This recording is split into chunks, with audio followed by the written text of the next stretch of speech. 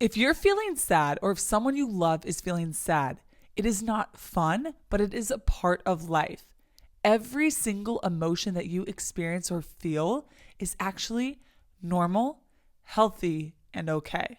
Now, obviously, no one wants to feel angry or sad or jealous or insecure or any of those more like negative or uncomfortable feelings. Most people want to feel happy and excited and joyous and just feeling at peace, right?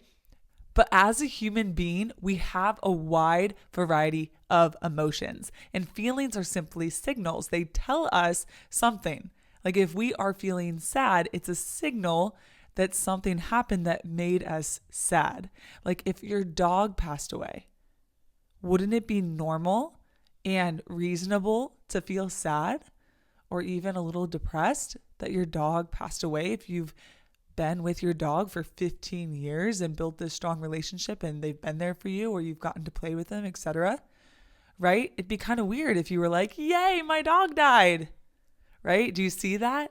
And so feeling sad has a place, but I'm here to teach you how to move through that feeling, how to get to a happier, more peaceful green zone. This is the Zones of Regulation series so that you can know how do we regulate, how do we understand our emotions so that we can help support ourselves so that we can be our best selves, be calm, focused, happy, healthy, and so that we can also help others to feel the same. So if you are feeling sad, the first thing I want you to do is to notice. With all of our feelings, we want to be able to observe that we're feeling that way and to go, okay, I am feeling sad right now. Okay, that is step one. Not everybody is aware of that. You might think that that's silly or that's stupid, but truly, and some of you are going to be like, oh, yeah, I need to pay more attention to my feelings and my emotions instead of just going through life. Notice what you are feeling. Be able to identify it, right? Okay. And I have a video on the green zone, how we can get to our nice, happy, healthy, optimal state and what that green zone is. And that's where we're trying to get back to. And so remember, we will feel different emotions. And so we just don't want to stay there for too long. And that's what I'm helping you with today is like, how do we get back to the green zone? Okay, we can feel sad. Okay, we can feel angry. Okay, we can feel stressed. But how can we get back to our stable level of being? The next thing, when you feel sad, so you notice, then you can implement a tool to help yourself, okay? And you also have the awareness to communicate. So maybe you're around people or people that you care about, and maybe this can help you to say, hey, I'm kind of feeling sad right now. Now, if you're in a space where you can actually say why, like, okay, notice I'm feeling sad. Hey, okay, I'm feeling sad. Why am I feeling sad? Did anything happen in my life recently? Did anything just happen? Like, as a female, is your period coming soon? Like that's a big reason and thing too. I know that for me, I'm like, okay, normally I'm feeling really good, really happy, ready to crush, ready to, succeed and thrive and just I'm enjoying life. Okay, let me go track and go check my app and see, oh shoot, yes, it's on its way. And so it's just information. You want that information and knowledge to know that and to know about yourself, right? Because if you want to live a successful, happy life, which is what I'm here on this channel to help you do, you have to understand yourself and be able to take care of yourself well. So once you identify the why, if you're in a good space to be able to know, okay, like my period's coming up or, oh, my dog died. Okay. You can communicate that with people, or you can communicate that with yourself first and say, oh my gosh, duh, like, of course I'm sad about this. So do I need to grieve? Do I need to get support from a friend? Do I need to go exercise and maybe get some endorphins going or just have a nice calm workout and it's still benefiting you? I know I love to go to the gym and sometimes I'm like in crush mode. I'm just ready and I'm like, let's go. And I'm just crushing it, lifting all these weights, push-ups, things like that.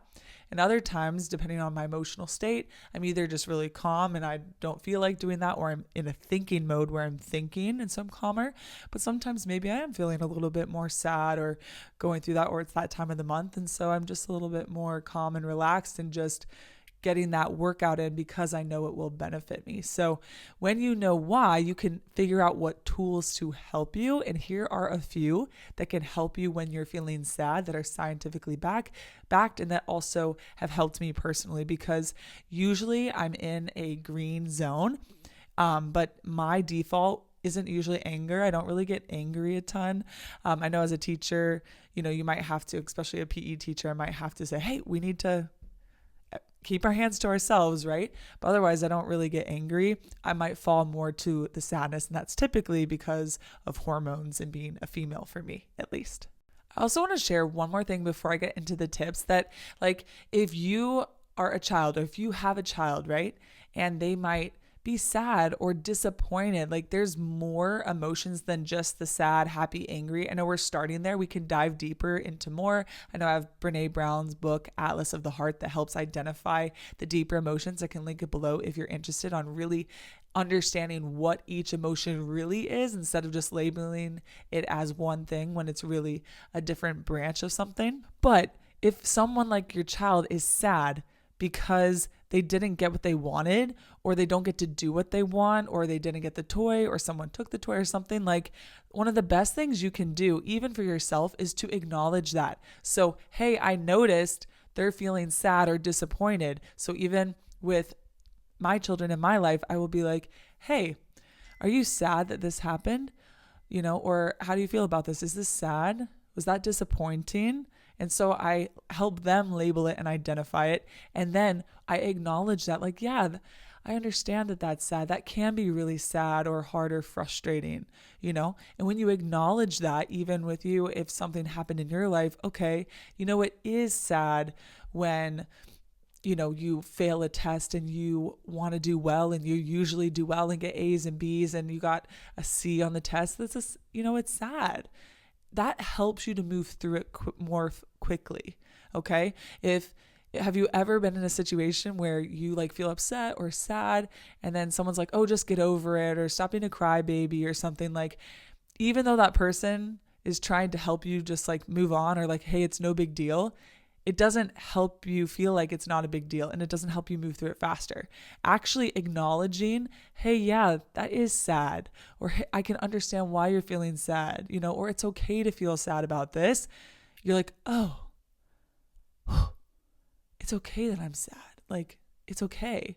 Oh my gosh, nothing's wrong with me. Someone gets it. Someone gets me.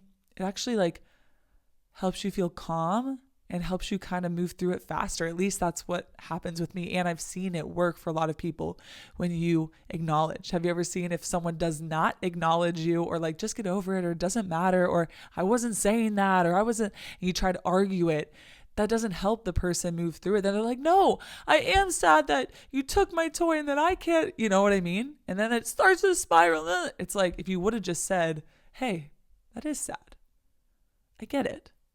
But, and then you can add the but, I know it's sad, but it is time to go. And I know we had so much fun. Maybe we can go again, but we had such a great time. That was so fun. Let's go home and we'll go do something else, etc.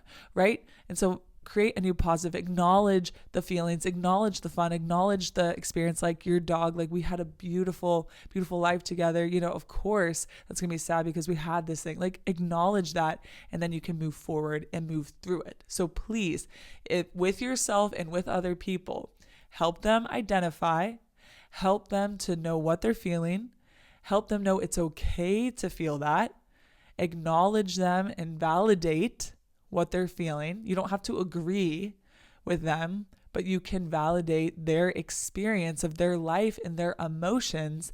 That helps them move through it.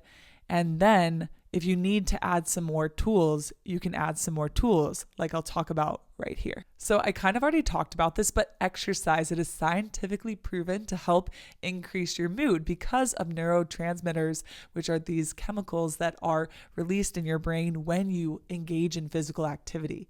And so they're literally responsible for helping you feel less stressed, giving you pleasure, helping you feel calmer, more focused, and feel happier. And so these are our happy chemicals. They get activated when we move, specifically when you get your heart rate up, but even weightlifting and other physical activity, running, biking, swimming, dancing. Find something that works for you, engage in it. There's that runner's high that you can get, but you will start to notice it. And I think you might not notice it when you're consistently working out. Like I always was super active as a kid and did so many sports and was always moving and doing different things. But then there was a period of my life where I was less active, and I didn't realize how much exercise helped me, because I definitely was experiencing some more sadness or some of those feelings, or more stress or anxious, and that was not me, and that's not what I was used to feeling. And then when I started getting back into the gym and a more consistent exercise routine and regime, my baseline is so much better. And I typically, I'm not always perfectly right here, but I'm much more balanced, or it's much easier to get back to this place. So please consider exercising. Pick your favorite exercise. Go jump on the trampoline, go to Sky Zone, go do something. It will help you so much. It's the best thing you can do. And now, I am not a medical professional and I am not against medication or anything, but I will show you this study and this result with medication. If you do have some more severe sadness, that is when you should definitely talk to someone. You should definitely talk to an adult. If you're not an adult, you should definitely speak with your doctor, and you should definitely get support, because sometimes there's things in your life that are harder, and that it's harder to get through. And maybe you've tried some things and you're still not feeling good after a long period of time, or it's just different. There could be something chemically going on. It could be a really difficult life experience, and it's not just like a quick fix that you can get through, like that someone took your toy and you're sad and then, okay, you can get over it sooner or faster.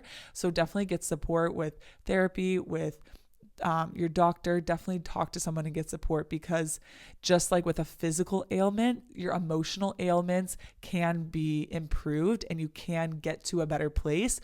But doing it on your own is not always the best, especially if you are in a poor mental state or having a really hard time. So please get support. But saying that, there are SSRIs, which are some of the leading antidepressants, and exercise has actually been shown to sometimes be even better than some of the leading SSRIs. So that doesn't mean you don't need to take it if that is what your doctor has said or what you have decided is best for you in your life. But if you're not exercising, then you're leaving a lot of the happiness chemicals and potential on the table. And so I would consider exercising. If someone is sad, if someone is having a hard time, if someone is anxious, that's one of the first things that I'll tell them, besides like, how is your life? Because a lot of times it reveals something about your life, that something's wrong in your life. It's not that you're just like sad. It's like, this is a signal, right? Remember I said feelings are signals. Maybe you're really sad that you're stuck in this small town. Maybe you're in a horrible relationship, you don't like it. Maybe you have a big goal and you're not there yet, and so it's hard. Maybe you are 100 pounds overweight, and so that's sad and upsetting to you, and it's going to take more than a day, a 2 week, or a couple months to notice the weight going away, or you don't have any money, and that's really stressful and hard and sad. Like, of course that's going to bring out sadness in you, and we're here to support you. Mental health professionals, doctors, people are here to support you, and you can get better. Feelings are signals. We can design our life in a better way. And I know when I started designing my life and taking those signals and creating a life that I enjoyed more and figured out what is going to work for me, I got way happier. So it could work for you too. I talk about this in the green zone, how to stay nice and calm. But if you are feeling sad, having community can be really helpful. So having someone to talk to, your family, friends, you can even journal, but having someone to be there with you and to talk through it with can be super beneficial. The other core things, like how are you eating? What nutrition are you eating? Are you eating well? Are you eating whole foods? Are you eating foods that support you and that make you feel good? Are you exercising like we just talked about, and sleeping? That can be a sign if someone is feeling super, super sad, if they're sleeping way too much.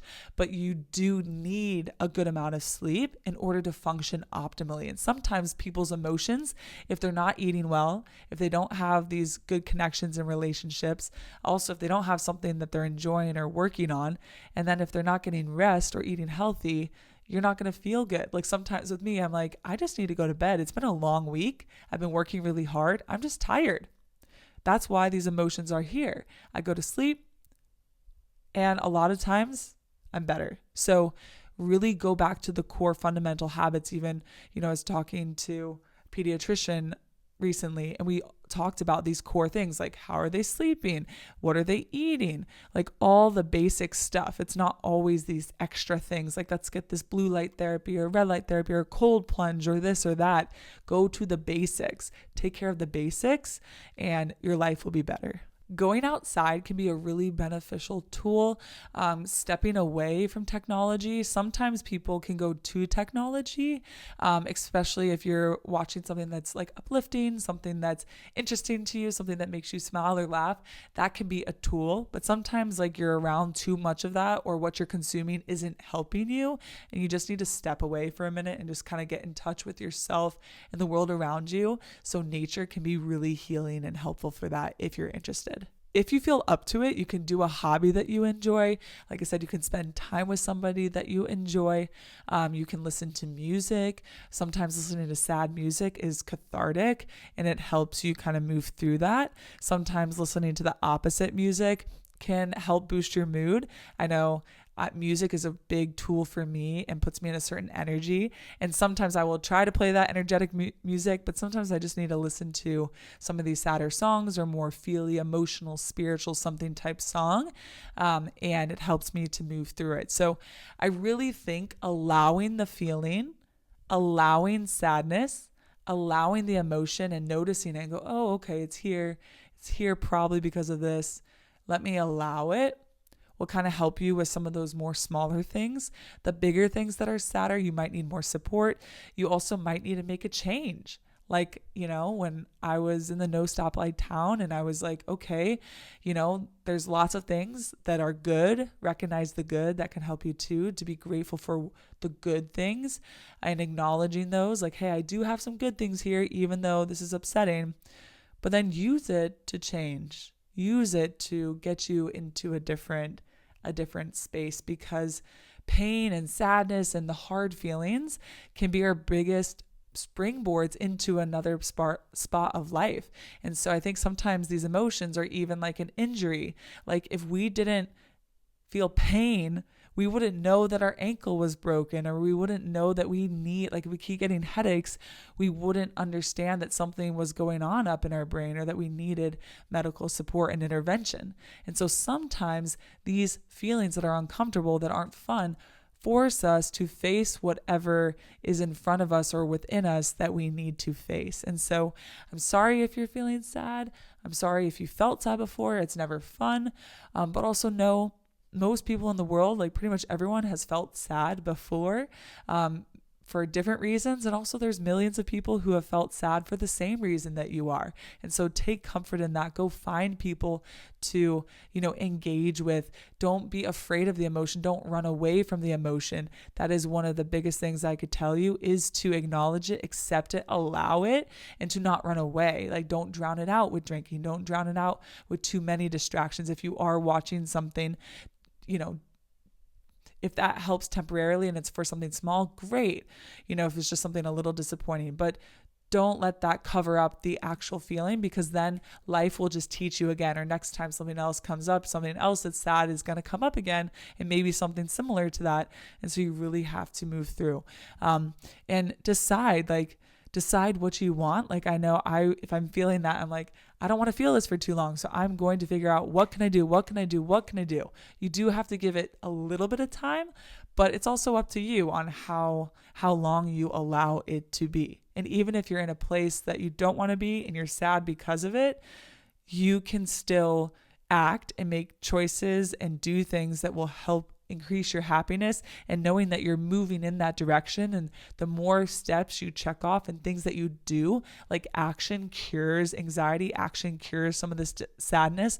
When you have a plan, when you have this way, like I think for a lot of people, sadness is actually a symptom of like not feeling like you have options. I think I've heard that from Alex Hormozy before. And so it could be that there's not necessarily something bad, but like I was talking about with your life, it's something in your life that you don't like. And so you need to figure out a different way out, and you might not know that way. But if you figure out, okay, what is the problem? I don't like where I'm living. I don't like what I'm doing with my job. I don't like this. Okay, finding some type of solution that you can work on and knowing what that is and then taking action is going to reduce those feelings of sadness because you're actually acting and getting out of it. And so action is the antidote if you're able to see it, understand it, and start working on it. I hope this video has been helpful. I feel like this is something that I've experienced a lot in my life. Remember, I am someone who's usually in the happy green zone or crushing it and that type of thing. I don't really veer towards like the angry type side, which can actually be a sign of being sad or depressed. Some people, it manifests like when they're sad or when they're really deep down having a hard time or they're upset, feeling those blue emotions. They actually show it with anger. And so we'll talk about that in the anger video. But so if someone is angry in your life, it could, or if you are feeling angry and not necessarily sad, I would ask yourself if there's something that you're sad about really deep down, or if there's something that, you struggle with. And it's okay to be sad. It's okay to feel these feelings, but we don't have to feel them forever. And we have more control than we think. And we can create a life that we love and that feels good most of the time. It doesn't mean we will be immune. And once you kind of figure these things out and learn about yourself, that you will always 100% of the time feel happy, amazing, and good. But we can increase our likelihood of feeling that way. And we can design our life in a way that does feel much better to us. And we can get more money and have more time and more freedom and do more healing and spend time with people we love and do things we love. It is possible. It is right there in front of you. Let's go create it together.